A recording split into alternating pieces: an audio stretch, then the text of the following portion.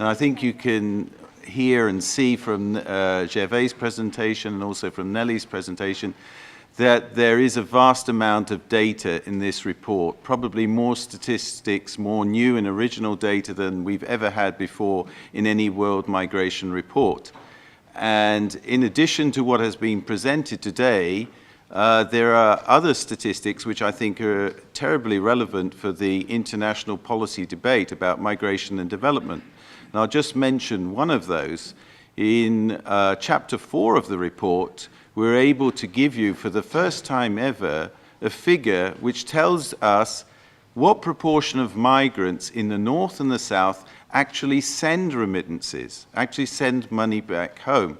Now, the whole migration and development debate tends to focus on money and the huge sums of money that are sent between north and south. But often we don't pay enough attention to this, to understanding who is actually sending this money, why are they sending this money, and why is it that large numbers of migrants are not sending money back home? And there are interesting differences which come out of the report. So as Gervais pointed out at the beginning of his presentation, I would urge all of you to take a close look at the report because it does have a very rich set of statistics and data.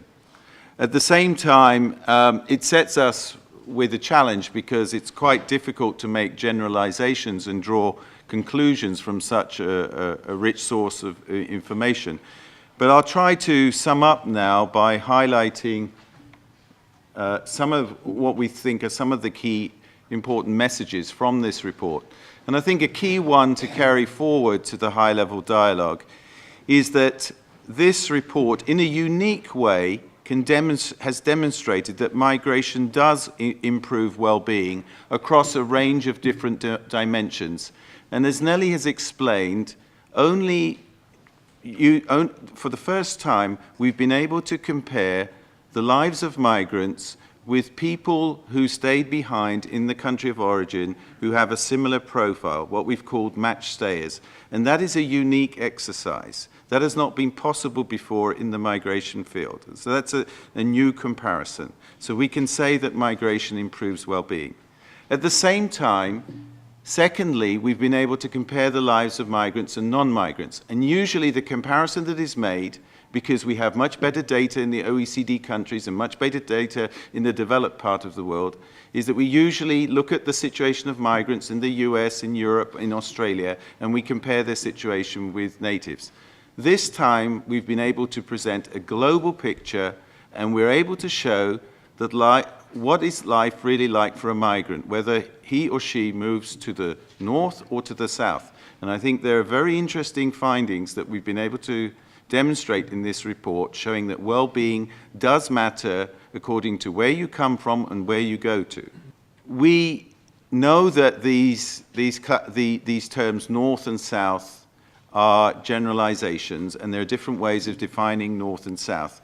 But we wanted to use these terms to make, I think, a political point in this report, because these terms are shorthand for developed and developing.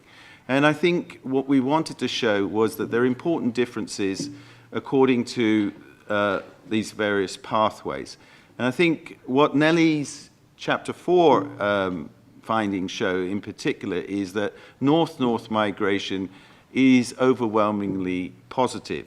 South-north migration, the results are mixed. We see certain positive results in terms of economic gain. Certainly people gain in income, but in other terms, they rate their lives less well than that of the native born.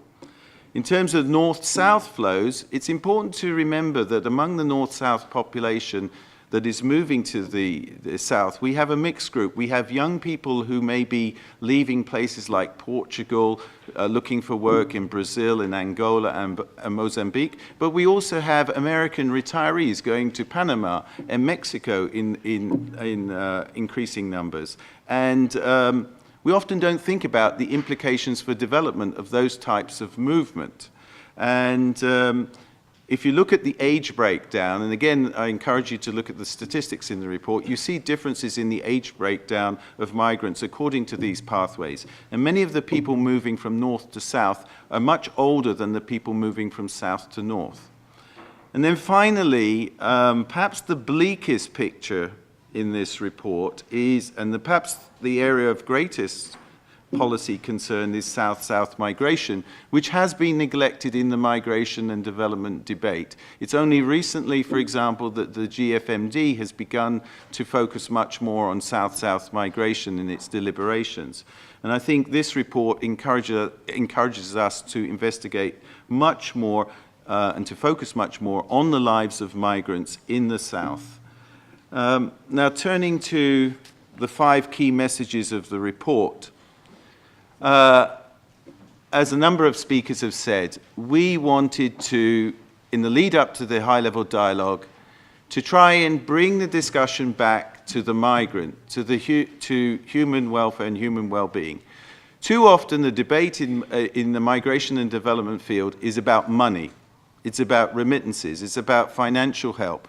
And we often lose sight of the fact that migrants have to work very hard in new destinations. They have to set up, to create a new life for themselves in order to send that money back home. And what is the cost of doing that?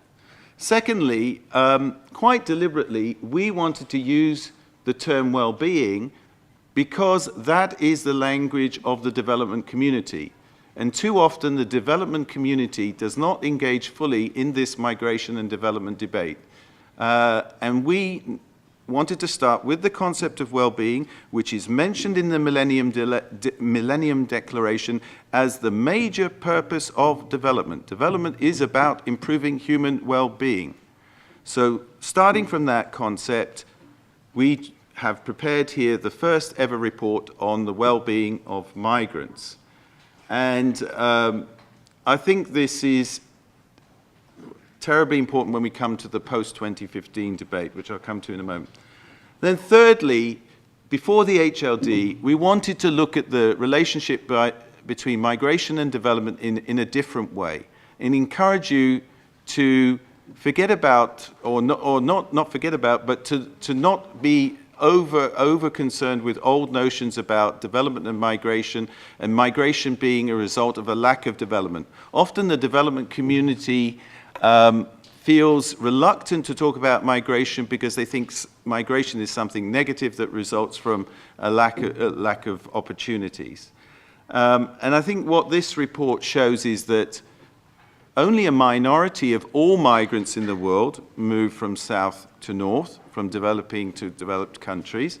As Gervais pointed out, if you look at the rate of migration in the north, it's actually higher than in the south, often because it's easier for people to move in the north. There are fewer barriers to movement, there are more opportunities for them, and that brings gains. So migration, so that is an important point to keep in mind. So we hope that we've been able to inject some fresh thinking into the migration and development debate ahead of the high-level dialogue.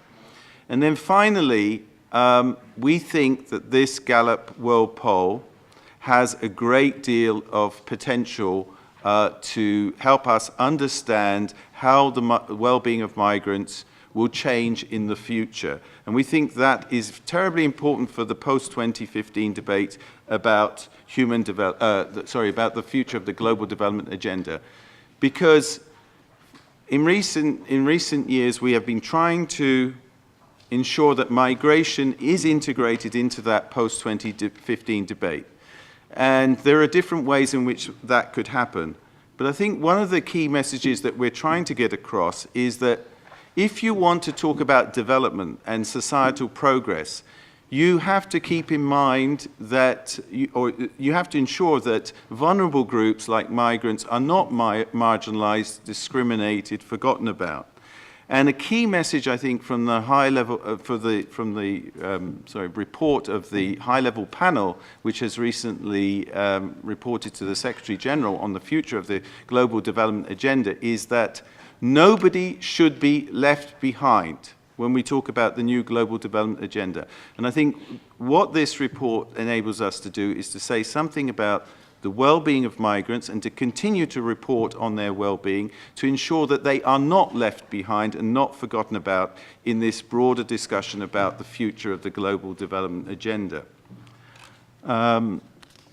Next slide, please. So just to conclude, the report has this structure, and in addition to all the statistics, I would urge you to read the portraits in the report. We tried to introduce a human dimension into this report and tell you about the lives of real people who've migrated either from south to south, south to north, north to north, north to south. And so there are some really interesting stories in the report. And we've also tried to capture the fact that clearly this report cannot, because of the nature of the Gallup World Poll, it cannot provide a completely representative picture of the different categories of migrants that exist in the world today. It is a broad generalization, and so we've tried to highlight in those portraits problems to do with trafficking or stranded migrants in Ethiopia and other different categories of vulnerability and the stories of vulnerable migrants that are not easy to capture in the Gallup World Poll.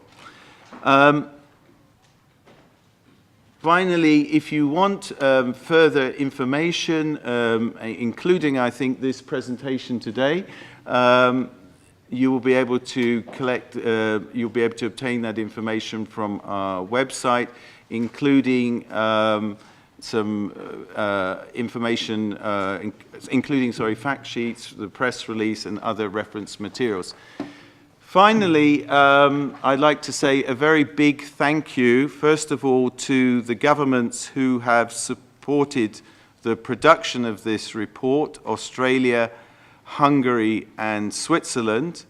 And I would like to give a heartfelt thanks to the many colleagues in IOM who worked tirelessly over the last 2 years or so in preparing this report. This is really a team effort that involves contributions from our translators, our publications team, our donor relations team, and our research team. And I'd like to thank all of them for contributing to this report. And we hope that you will find this report useful in your future work.